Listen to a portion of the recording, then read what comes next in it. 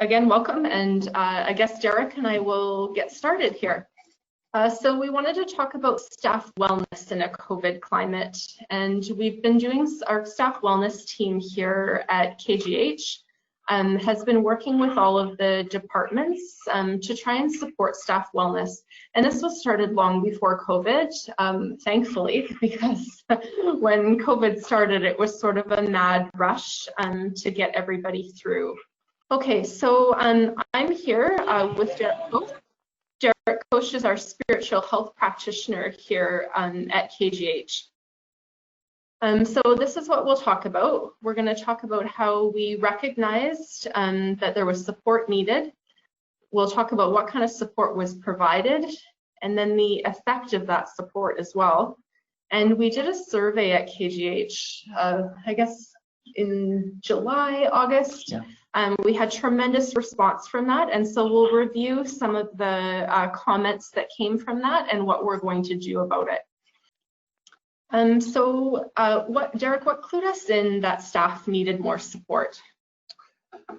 Well, first of all, thank you for having me. It's great to work together on this, and a pleasure to speak with all of you today. What clued us into staff needing more support? There was a couple things that were really important.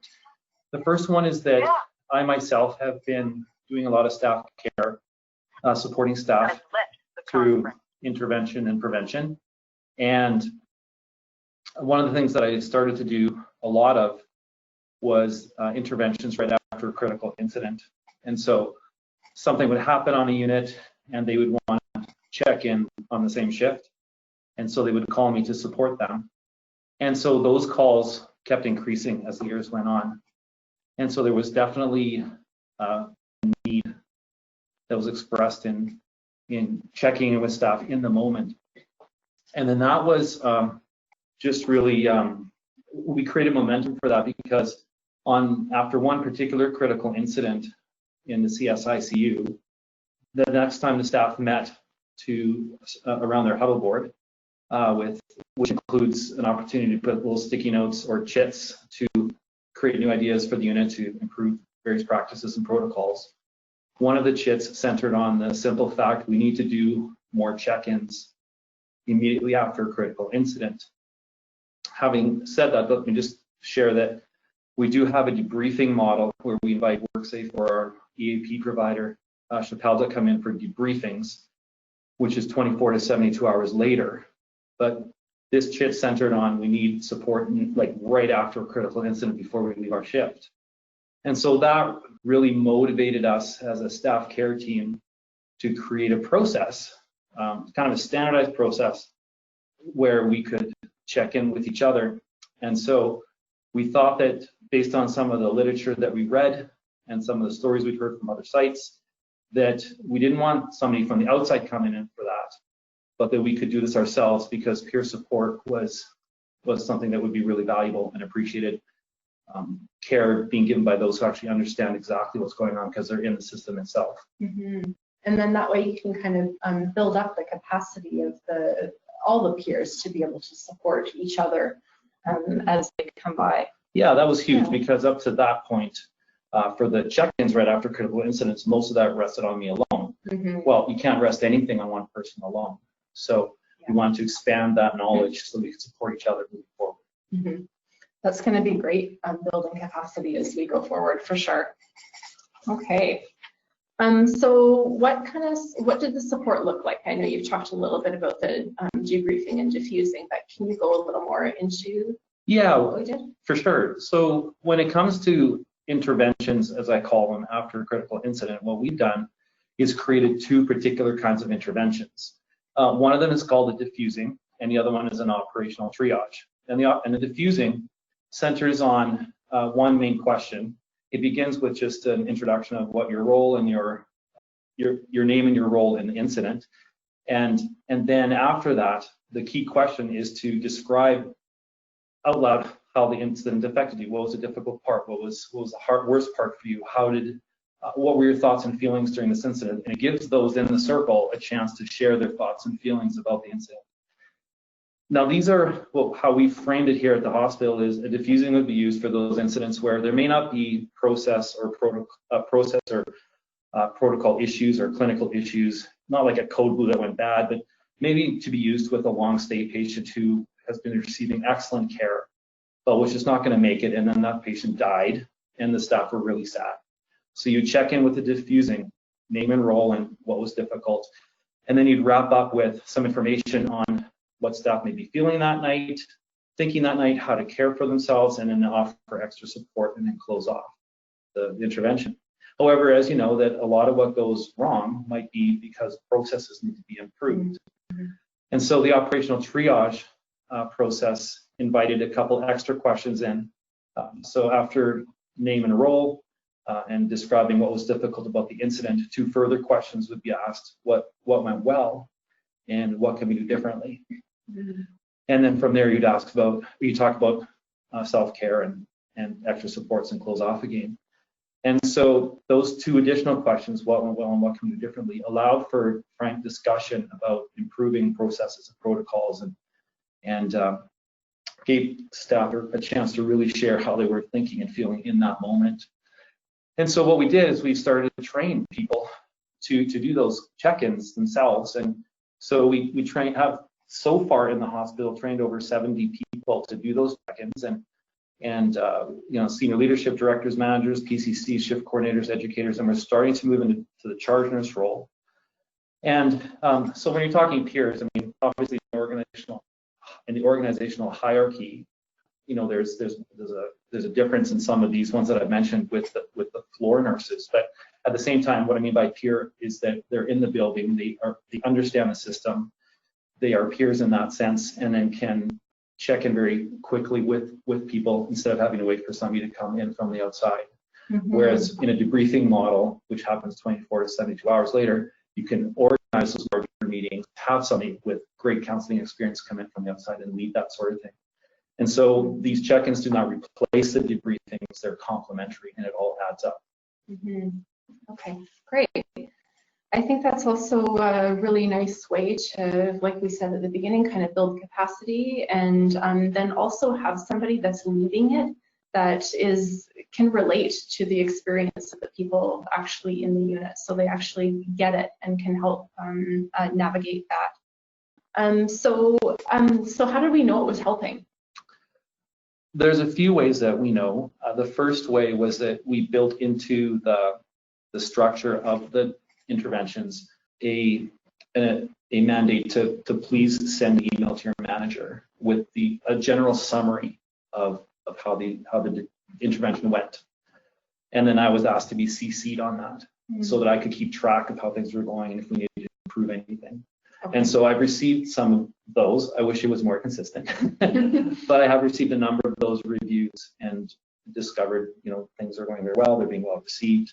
And then more so, a lot of anecdotal feedback. I was just chatting with a manager yesterday who said that she has done 3 interventions over the summer and they went very well. And so those are really encouraging. And by going well, what it really means is that staff are able to share thoughts and feelings, they're feeling heard and validated. Some of their suggestions are going forward to the next level. And so, and the other thing that has been mentioned often is that the people who lead these check-ins are very happy with the system because it's a system. Sometimes we get into these situations and we're a bit lost. We want to help, but we don't actually know how. And so we have a system like this in place. And once they have that system in their minds, and they can play around with it and change the order of the questions or not ask certain ones or ask additional questions, but because they have that foundation, they're not lost necessarily when they go into that kind of an intervention. So that's how we know it's helping. Of course, whenever you're introducing something new into a culture, there are things that don't go so well. So like I already mentioned briefly, the inconsistencies are the main concern. You're relying on staff to care for each other and they're busy. And so sometimes the check-ins don't happen. And so it's a consistent reminding of staff, please remember to do these, remember to check in for these particular situations and make sure that you have the time to do it. And if you don't have the time, there's other people in other units who can help you do these check-ins or come in to support you. And so that's those two would be the main things: the consistency and just managing the workload to lead the check-ins. Okay. And I imagine, like with any culture change, it's going to take some time for people to, figure out what that system actually is and how they can be part of it, and then how to facilitate those conversations within the units themselves. Yeah, absolutely. I was an assistant to one nurse who led a check-in, and she's pretty good. And at the same time, I could see there was room for improvement. And so I sat down with her at the end of the interaction and said, hey, you did great, but here's some things that can help you the next time you do this. And so I think the more you do it, the better you'll get, which is also a problem because you don't want to do it more because you don't want any more prevention. Well, right. But at the same time, if they don't happen often, you still have to be ready to lead well. Right. So it's a bit of a challenge there. And I do monthly training and invite people to come back for kind of a refresher. Yeah. If they want to join into the new group. Oh, that's great. And so they can try it out a bit. They can try it out a bit. Come back again. Do the role plays if they want. Okay, that's good. So that's an option as well. Yeah. Okay.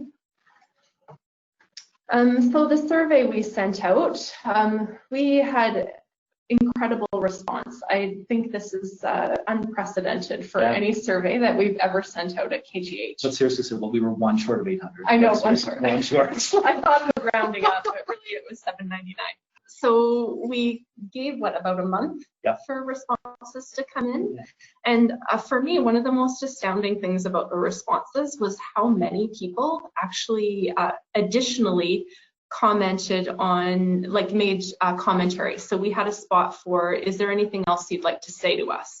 And so many people, I think there was one question, probably 400 people put in extra comments, some positive, some negative, but regardless of what it was how they were feeling, and that's important for us to consider. So just right off the top, that was incredible response, and that was sent out to all KGH employees. So unit clerks, porters, nurses, RTs, physicians. There was even, a couple physicians that responded.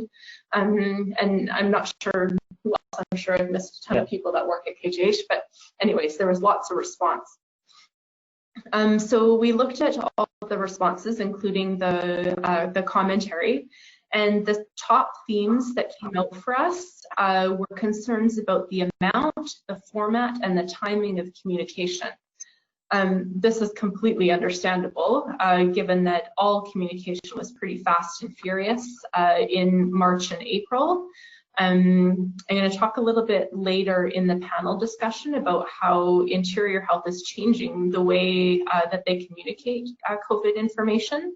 But for now, for review of the comments, what some of the people found were that huddles were incredibly valuable, and not just for clinical review, but also for an emotional check-in. That was the time for the whole unit to come together and say, how are we doing? What are the biggest challenges that you see for today, and can we do anything to fix that?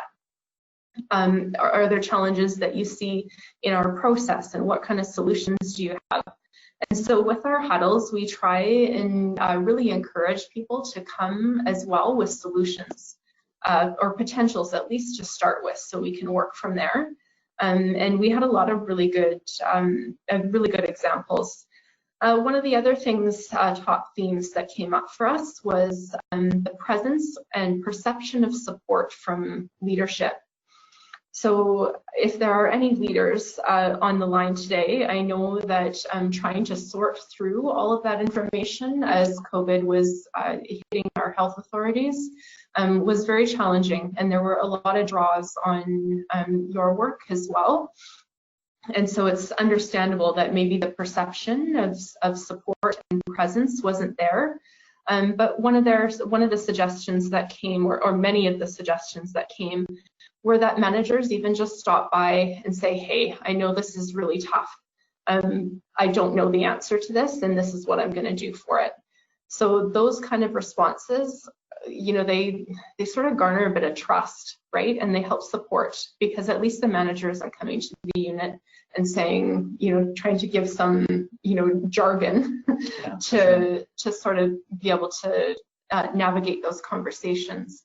And so in the next slide, we'll talk about some of the suggestions that we've given there. and also the availability of psychological support on site. So Derek and I and our staff wellness team had a great discussion with Laura and VGH about their wobble room, and we'll talk about that too in the next slide. So they had a separate room that people would go to in the hospital to kind of step away. And without prompting in our survey, that was something that that staff noticed or recognized would have been a real help to them. And so, you know, hopefully we'll try and move that forward. And the idea was just that there was a room that they could step away from, that they could maybe connect with other people about, kind of vent a bit, and then be able to sort of go back to their unit fresh, but that they didn't have to stay on their unit. Next thing, this is absolutely no surprise, PPE supply chain information was a huge, huge stress for people. And I think all around, even the leaders were unsure of how that was going to roll out. And so it was very challenging and remains to be a challenging topic to navigate as we're all still trying to figure out sources for PPE. I think Canada's made some incredible progress so far, and I feel pretty confident that we'll be okay, and we'll just, you know, carry on as we have been. So yeah, the other thing was on-site place for staff reprieve. So that would be like the wobble room at VGH. And sorry, I'm going to go back up to the third bullet, the availability of psychological support on site. So Interior Health uses Morneau Chappelle for psychological support and counseling, but they don't do on-site support, which is a huge problem for us. And so we're going to kind of look at how we can navigate that, because, you know, as Laura shared with us when we had the meeting, they were able to get some support on site. And so we're trying to navigate how we can do that. The last theme that came up in our review was recommendations that we have on-site food options for staff. So as COVID kind of rolled in, our cafeterias and our coffee shops in KGH closed down. And so those were the sources of, you know, food for staff that had not brought anything in. And in Interior Health, we were not allowed to accept donations of food at the front door from businesses or whatever. So staff always had to bring food, and this was really challenging, especially as they were trying to navigate their home lives as well. As you all know, getting to a grocery store was a bit of an adventure, navigating the grocery store to be able to, you know, even just have food at home. So that's one of the differences between, as I've heard in the Lower Mainland, that you guys were able to accept donations at your sites of food, and even gifts of some sort, and we were not able to do that. And so that is one of the suggestions that came up in the commentary during our surveys, is just to pay some attention to that and see what we can do about that going forward. And so how are we addressing these themes? And so we've taken the surveys and condensed it down to, you know, pie charts and percentages, and summarized the recommendations, because as I said, some of those questions had about 400 people comment in addition to just answering the questions that we asked. And so we've kind of went through and coded some of those responses, and then have come up with some recommendations based on some of the other comments in there. And so we will take that, the document that we've created, or it's, you know, in the process of being created, to be honest, and we will present that to KGH leadership, and also to Interior Health's Emergency Operations Committee, and work through it. But I think even though we only surveyed Kelowna General, a lot of the themes that came up, I'm sure, are not any different for any of our other sites. And our hope is that the larger overarching emergency response committees for Interior Health can take some of these suggestions and maybe incorporate some of those ideas into plans moving forward. Because as we all know, COVID is not over. And we've got a long road ahead of us, and we need to be able to provide information and support in a way that's meaningful for our staff. So one of the things we wanted to suggest and ask for help getting was something similar to what the KGH Wobble Room. So something similar that they have done. And so, you know, we've all been trying to think of those nooks and crannies of our hospital that aren't used that could maybe be repurposed to, you know, add a little more joy to the life of staff. Also, as mentioned, we're going to talk about EFAP, so on-site availability of a counselor.